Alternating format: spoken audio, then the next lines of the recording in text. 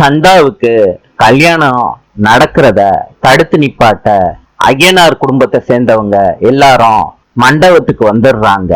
சந்தாவுக்கு மாப்பிள்ள தாலிய கட்டுறப்ப சந்தா தாலிய தட்டி விட்டுறாங்க.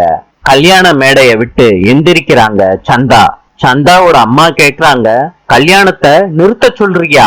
சந்தா சொல்றாங்க, நான் கர்ப்பமா இருக்கேன்னு. இத கேட்ட சந்தாவோட அப்பா கோவத்தோட சேரனோட சட்டைய புடிச்சு இழுக்கிறாரு. சந்தா சொன்னது உண்மையான்னு கேக்குறாரு. சேரன் சந்தாவை பாக்குறாங்க, தலையாட்டுறாங்க. சந்தா அவங்க அப்பா கால்ல விழுகிறாங்க. அவங்க கிட்ட சொல்றாங்க, எனக்கு சேரனை கல்யாணம் பண்ணி வச்சிருங்கப்பா, அவரை தவிர வேற யாரையும் எனக்கு பிடிக்கலப்பா.